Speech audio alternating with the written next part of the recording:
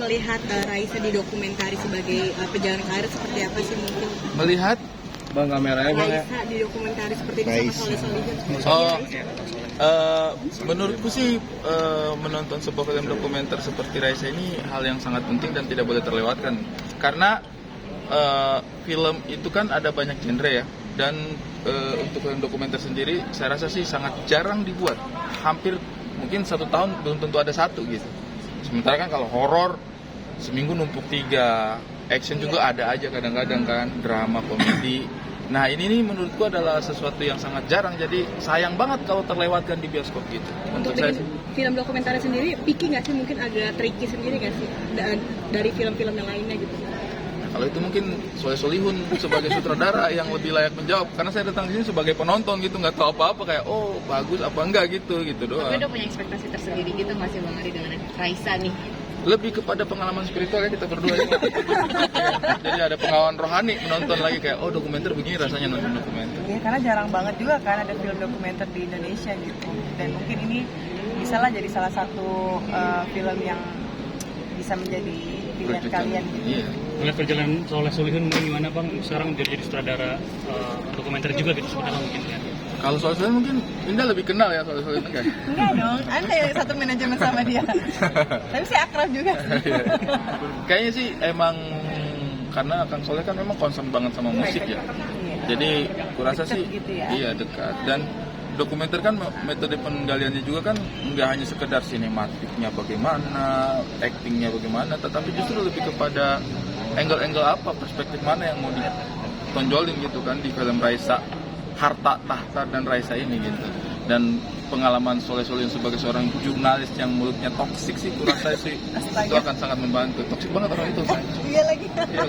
Sari ingin coba nggak sih di balik layar nih kan, karena sering di depan layar, mau coba kepikiran untuk konsep tema apa gitu, kepikiran buat Ikut jejaknya Pak Soleh Solihun gitu.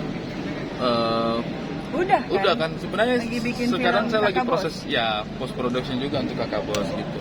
Kemarin udah rilis teaser juga ya. teaser. Ya ada sih keinginan dan maksudnya sekarang lagi dalam proses ini. Kayaknya update sedikit suka ke pasar nih, belanja ke pasar. Jauh banget nih, mohon maaf nih dari sini ke sini. Tiba-tiba boleh satu pertanyaan lagi nggak? Lu mah memang mau cari berita pribadi kita aja lu, personal banget nih bro. Intinya bagus nih. Udah yang penting dalam hati kan ala-alanya cukup kali ya. Pas Anda belanja ke pasar gimana sih Kak Ida? Mungkin tips and triknya nih, kenapa nggak belanja ke swalayan nih Kak?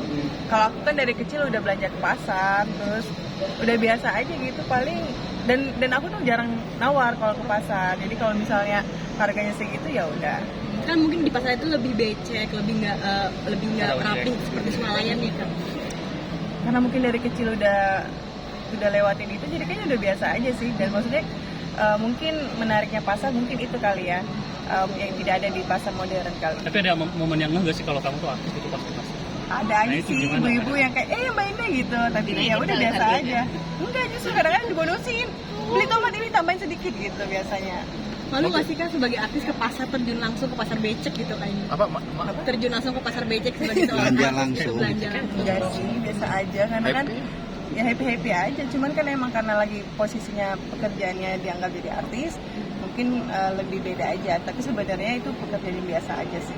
Singkat Sari, seru nggak sih Mas ngelihat Mas Kak Indah nih yang lebih santai kayak ke pasar segala macem, Seru nurunin banget. budget sih. Seru Daripada banget. belanja di supermarket. Seru banget menurutku. Bahkan ini menginspirasi saya untuk membuat dokumenter juga tentang jadi habis Boleh nih iya kan? dokumenter ini ya. Habis film Harta Tahta Raisa, saya mungkin terpikir untuk membuat dokumenter pasar belanjaan dan Indah Permata gitu. Agak panjang Mas. Agak maksa ya. Suka masak langsung juga nggak sih Kak Ida? Masak. Pokoknya Masak, kalau ke masak, pasar itu pasti aku udah nyetok buat masak di rumah gitu. Enak atau mungkin manajemen keuangannya bagus ya, jadi belinya di pasar nggak di supermarket Sebenarnya atau lebih gimana? kepada pelit ya. Karena mencari uang itu susah, jadi kita harus mengatur pos-posnya biar lebih maksimal aja. Enggak sih, sebenarnya emang karena udah biasa aja ke Suka pasar. dimasakin apa sih Bang Ari kesukaan? Saya, wah Indah itu masak apa aja saya suka, masak apa aja. Nasi putihnya aja enak. Beda loh nasi Ini putihnya. peres kayaknya deh. Ini peres nggak di mana? Enggak. Tapi Ada Indah, bagian masnya tadi. tapi karena saya juga memang tipikal yang makanannya itu justru makanan rumahan. Di tempat syuting juga biasanya kalau ditanya, Mas Ari mau pesan apa? Wah, sebagai artis gitu kan saya kayak, aduh sebagai pemain film nih, warteg mbak gitu. Jadi memang tipikal makanan saya itu makanan rumahan gitu, ikan goreng, sayur bening, gitu-gitu. Jadi sesuatu yang benar-benar kalau dihandle sama dia rasanya nggak salah gitu, enak. Dan untungnya kenapa? Pemilih makanan juga kalau Mas Ari. Bang Ari tuh sebenarnya dikasih telur dadar aja udah seneng banget. Dia kan suka banget telur dadar udah sama sayur bening, sayur apa ya, bayam. Bayam. Suka Nggak makan nikun-nikun. keripik juga nih Kak Indah makan batagor di jalan. Iya, karena kan saya orangnya dulu orang susah gitu. Susah gak tuh? Maksudnya orang biasa aja gitu. Jadi kadang-kadang belanja di pinggir jalan lebih menyenangkan juga sih. Maksudnya bisa ngeliat kehidupan lain gitu. Jajanan waktu kecil apa sih Kak yang paling memorable gitu? Dulu ada apa tuh? Ciki-cikian paling. Kan, apa telur yang telur gulung terus apa yang lupa lagi nama di Makassar sih, karena kan aku kecil di Makassar. Stontong. Stontong nggak tuh? Iya benar stontong. Kayaknya Mas Ari ini kalau posting di sosial media tuh melihat hal kesederhanaan, maksudnya dalam arti bisa dibilang tuh ya tunjukin kayak kita ya sama-sama kayak biasa gitu. Seperti apa sih, mungkin terbebani nggak sih, atau memang kehidupan sehari-hari gue seperti ini, atau Memang begitu Emang kita gitu aja sih. Memang kita gitu aja sih. Kalau sekali-sekali ya maksudnya kita mau posting apa juga gitu, kayak maksudnya mau posting apa gitu, emang kehidupan kita sehari-hari Ini seperti aja. itu gitu. Maksudnya emang kita belanja ke pasar, makan di situ apa segala macam. Bukan karena lebih nyaman dengan style yang seperti itu mungkin ya.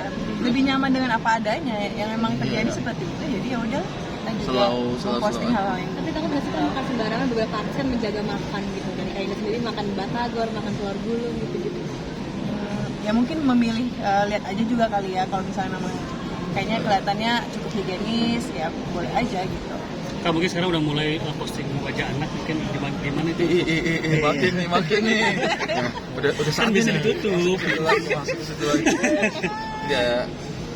Nona deh apa? Apa ya? Kenapa kita Posting tiba-tiba- wajah anak sekarang Bukan. di sosmed udah. Bukan tiba-tiba sih, kayak dulu kan sebenarnya kita nggak posting wajah anak itu kan salah satunya kan karena biar Nona takutnya ada yang tanggapannya miring, ada berita yang teman-teman nulisnya sebenarnya tujuannya baik tapi atau tujuan kalian nggak baik dari awal juga, gue nggak tahu sih ya.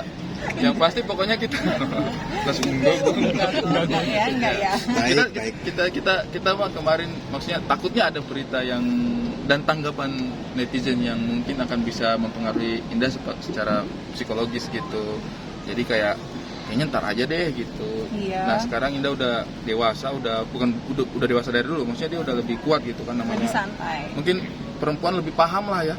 Ibu-ibu menyusui itu psikologisnya tuh kadang capek, baby blues, nah itu Lebih yang sensitif kan. sensitif gitu. Jadi justru kita sebenarnya tidak mengekspos bayi kita di awal-awal itu biar dianya fokus, nggak kepikiran. Nah sekarang dianya pengen gitu kayak mau dong bagikan momen-momennya saya sama ini buat dokumentasinya dia juga kan, kita nggak tahu kan, kita kan dulu apa album foto ya. Iya. Nah, kita kan nggak tahu di masa yang akan datang masih ada album foto apa enggak gitu. Takutnya anak kita di masa yang akan datang buka jejak digital kita terus kok saya nggak pernah diekspos sih, kok kayak nggak dianggap apa bagaimana, mungkin dia sedih gitu. Jadi sekarang sih Indah udah merasa siap untuk kayak serahlah orang mau ngomong apa, yang penting anak gua udah gede gitu, sehat, dia udah lebih santai lah ya kamunya. Ada ketakutan Ain sendiri nggak sih Kak Indah mungkin kalau nggak di posting gitu? Ada. Nah, itu mah kalau over sih ya. Iya, kalau kayaknya berlebihan mungkin ya, tapi kayaknya nggak mengarah ke situ juga sih sebenarnya. tapi kalau rasa takut disalahgunakan kan mungkin banyak ya orang-orang negatif gitu menyalahgunakan foto-foto anak itu kan sebelumnya juga pernah ada dengan itu, jadi khawatir juga. Banyak lampu. Ya sebenarnya sih kita juga di satu sisi Ain juga maksudnya memang sesuatu yang harus kita hindari, tapi itu kan tergantung niatnya kita kan. Ketika kita ekspos itu untuk apa gitu. Nah sekedar membagikan momen kah, atau ada hal-hal yang memang ya misalnya kayak ria atau apa memanas-manasin apa gitu, itu kan beda tujuannya gitu. Nah itu sih kita jaga banget, tapi kan kadang niatnya kita ke A, orang nanggapinnya ke B gitu. Kalau masalah orang salah gunakan foto baik kita, ya itu juga salah satu pertimbangan kita juga. Makanya kita pilah-pilah juga yang mana nih yang sebaiknya kita share gitu. Apakah ini ada kemungkinan ya kita share yang bener aja, kadang-kadang orang suka salah gunakan gitu, karena apalagi misalnya kita nggak waspada. Lebih terbuka sekarang. Terus ke keluarga gimana nih? Terbuka nggak sih ke keluarga juga komunikasinya? Komunikasi mulu kita, maksudnya Kita berusaha ke sana, ke rumahnya Indah juga, tetap beberapa momen kita ke sana juga kalau ada kepentingan. Kita di dalam aja kalau nggak. Makin lucu nih, Masya Allah Bang Ari. Siap. Alhamdulillah. Perkembangannya anak Istri aku udah keringat. Thank you, Kak Indah. Teman-teman, nanti kita lanjut lagi ya.